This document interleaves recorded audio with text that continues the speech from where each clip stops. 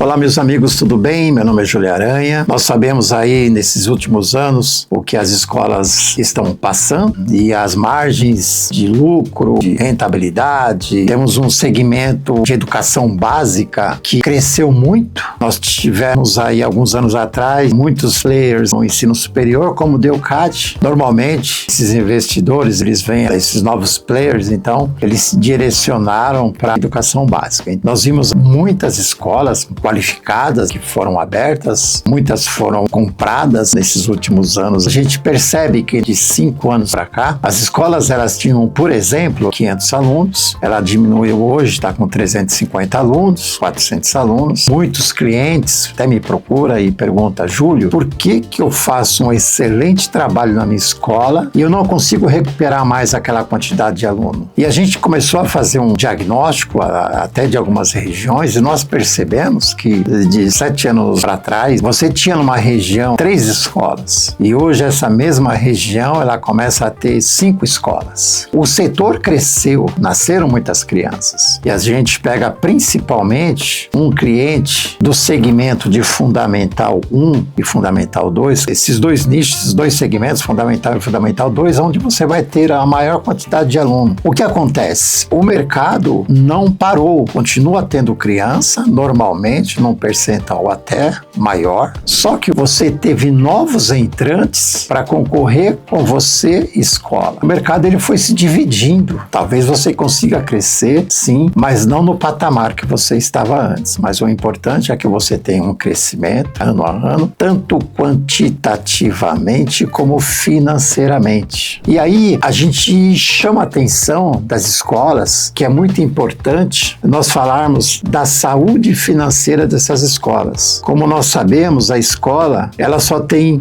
uma oportunidade de fazer seus preços. Ela faz os seus preços no ano anterior, faz ali suas matrículas e entra em vigor ali o ano letivo a partir de janeiro de 2017. Uma vez que ela iniciou ali, ela faz a negociação individual com cada pai e aí você vai trabalhar por segmento, educação infantil, Fundamental 1, Fundamental 2, ensino médio, dependendo das suas escolas, vão ter os 4 segmentos e dentro de cada segmento você tem ali as suas turmas. E é muito importante que essas turmas, elas tenham ali uma quantidade de aluno suficiente para atingir uma lucratividade, para atingir um ponto de equilíbrio, e é isso que a gente ainda não vê nas escolas. Eu viajo o Brasil inteiro, já entrei em muitas escolas e eu percebo que as escolas ainda falham muito nisso daí. Percebe-se que a escola ainda abre turma e tem dúvida para abrir turma qual a quantidade de aluno suficiente ou necessária. Isso aí é uma questão fundamental, porque uma vez que você decidiu abrir uma turma com baixo número de alunos, significa que você vai bancar essa turma durante um ano. E muitas vezes você banca essa turma sem saber. Um outro ponto importante também, muitas vezes você não tem um controle suficiente, às vezes você tem uma boa quantidade de aluno, mas que está totalmente pulverizado em diversas turmas. E você não sabe por que você sempre está apertado, sempre está negativo. A sua folha de pagamento, que deveria ser 40%, 45%, levando em consideração ali se fosse no regime do Simples Nacional 14,5 salários por ano, ou no lucro real 18 salários por ano, você começa a ter uma folha ali de 60%,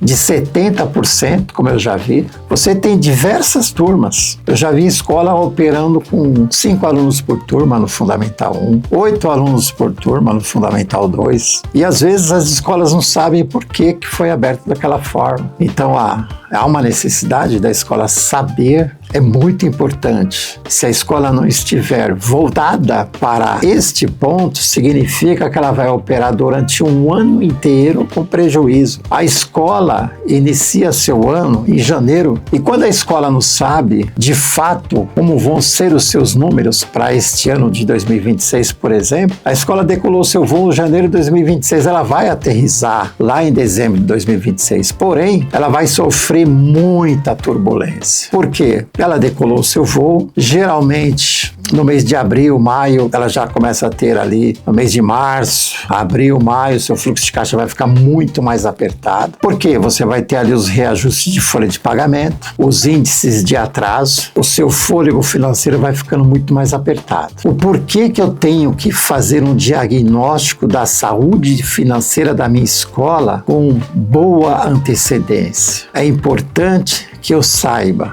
que esse ano de 2026 eu deveria ter planejado esse ano lá em 2025. Mesmo assim, se a escola decolou o seu voo e não foi feito esse planejamento de diagnóstico financeiro, é importante que a escola faça nesse momento. Nós temos algumas situações que a escola ainda consegue melhorar alguns indicadores, mesmo em pleno voo, e ainda não ter assim tanta instabilidade nesse voo. Vamos chamar a atenção aqui para alguns pontos desse diagnóstico econômico e financeiro dessa escola. Imagine o seguinte: na nossa vida pessoal, nós temos que, em algum momento, quando nós temos alguma dor ali, nós vamos ao médico. Esse médico, geralmente, ele vai pedir ali diversos exames. Ali vai mostrar, de fato, o que está acontecendo com o nosso organismo. Na nossa vida empresarial, é a mesma coisa. Eu tenho que fazer um diagnóstico econômico e financeiro de todo o meu budget, de todo o meu orçamento. Eu tenho que saber o que a minha escola consegue, quais são os descontos concedidos, qual é o indicador de folha de pagamento que é fundamental, é a matéria-prima da minha escola, qual o regime de tributação eu estou operando, de locação, olha que interessante. Nós pegamos algumas escolas aí que têm indicadores de locação elevadíssimos. Por quê? Geralmente ela está num prédio grande, só que a sua taxa de ocupação em relação à sua capacidade instalada, às vezes está 40%, 50%, ou seja, ela paga por um espaço grande e ocupa neste momento 40%, 50% com os alunos matriculados. Então é muito importante hoje que outras receitas, ela é fundamental para o meu negócio, já que as margens de receita, de mensalidade, elas estão muito apertadas. Então eu tenho que explorar bem essas outras receitas dentro da minha escola. É muito importante que neste momento as escolas comecem a fazer esse diagnóstico, já pensando numa ênfase com precificação, para saber quantos alunos são necessários por turma, qual o desconto é necessário por turma, até quanto eu posso conceder, para a gente saber a nossa estrutura de uma forma geral. Nós não temos que simplesmente esperar a escola ficar doente, ter dor, para depois procurar um médico.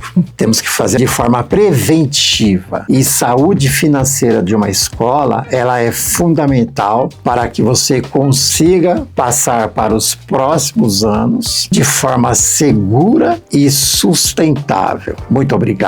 Agradeço a presença de vocês por ter nos ouvido aí e podemos falar com mais detalhes desse assunto, que ele é muito amplo, e num momento oportuno ou nos colocamos à disposição. Muito obrigado.